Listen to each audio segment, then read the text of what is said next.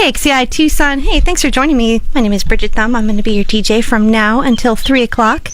And I'm joined by a special guest in the studio today. His name is Mr. Bret. How do you say your last name again? Primack. Oh, Bret Primack. Hi, Bret. Nice to meet you. Hello. Good afternoon. Welcome to KXCI. Thanks. It's great to be here again. This is one of my favorite places in town. Hey, Bret, you've made an amazing movie that's going to be screening tonight. Yes, 6 p.m. That's right. And it is...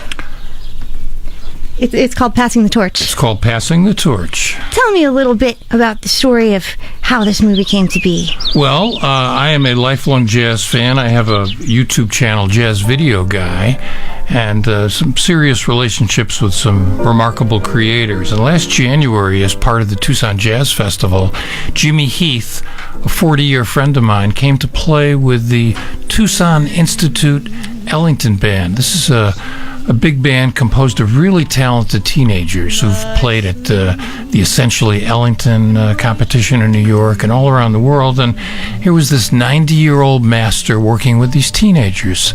It elevated their playing and it elevated their spirits. And I said, this is really something special. Yeah. In May, Doug Teidebeck, who's the leader of the Tucson Jazz Institute, along with Scott Black and Bryce Winston, said, hey, why don't we bring Jimmy back to Tucson? We'll make a record together. Awesome. I said, why don't I document it? And that's how the film came about.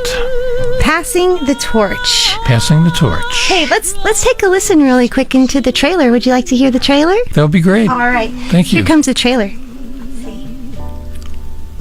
You and you. A lot of the older musicians will say, if we don't share our experience and knowledge with the younger generation, our history will become a mystery.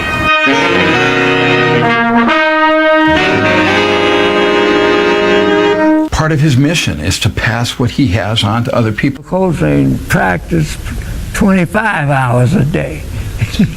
It's only 24. You gotta sing, you gotta make the notes more legato.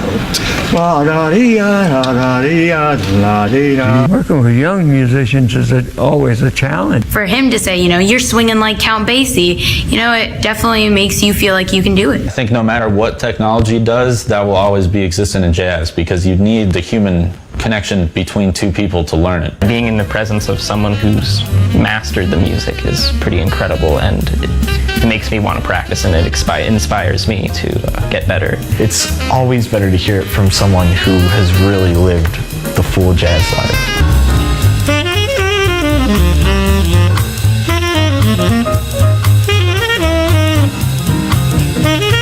Thank you, young people, for being the continuum of our music. This is America's classical music, not European classical music.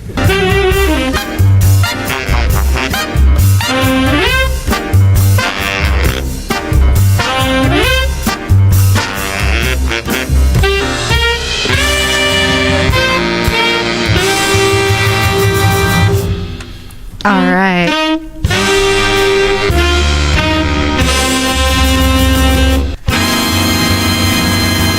Oh, man. Oh, man. Dang. Oh, man. So there's a lot to be said for learning from experience. There's a lot to be said from learning from our experience and learning from masters, learning from mentors who are open to sharing what they've learned and their knowledge. So you're going to be showing this tonight at the Tucson Film Festival. No, actually, it's the Arizona International Film Festival. And it's going to be at the screening room tonight at 6 p.m. And I want to know, the International Film Festival, why should we care about this? What's so great about it?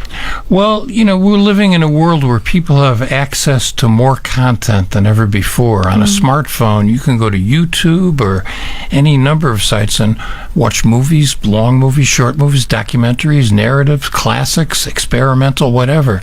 But nothing can duplicate the experience of sitting in a room with other people, having that shared experience of watching a film, and also being part of a community of people, being able to talk about it with other people.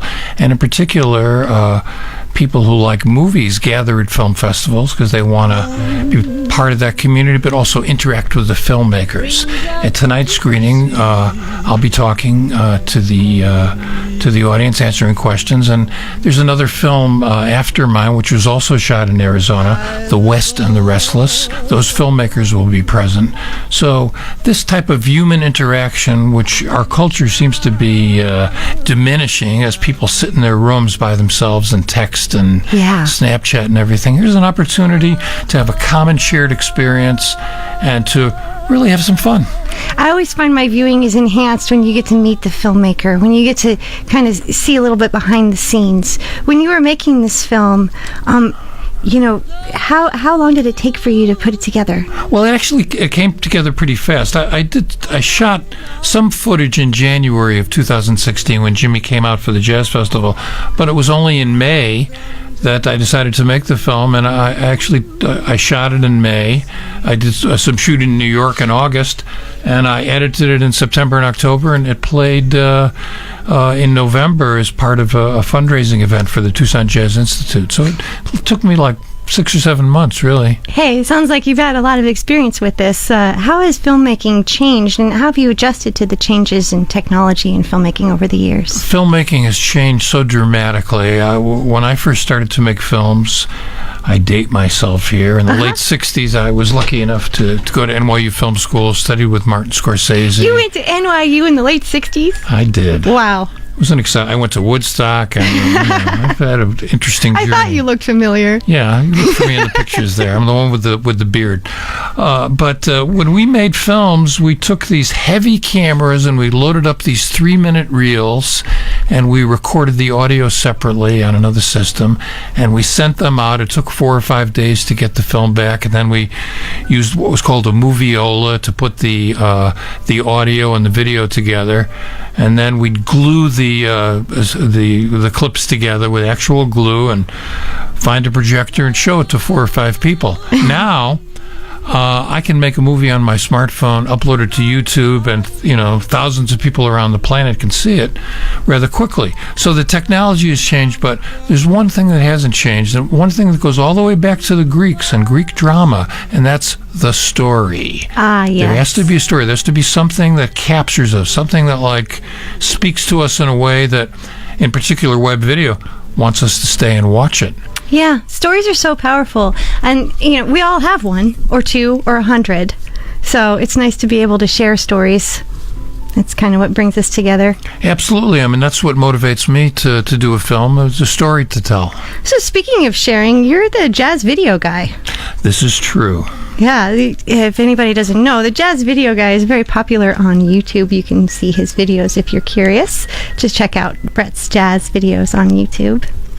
And thank you so much for coming to the studio. Thank you so much for having me, and I encourage everyone to come out to the festival tonight, kind of our all Tucson night, meet the filmmakers, and then the panel discussion tomorrow night. We've got a panel discussion on Sunday morning. If you go to filmfestivalarizona.com tomorrow morning, you can get all of Sunday morning. Sunday morning. Let's get this straight. Friday night.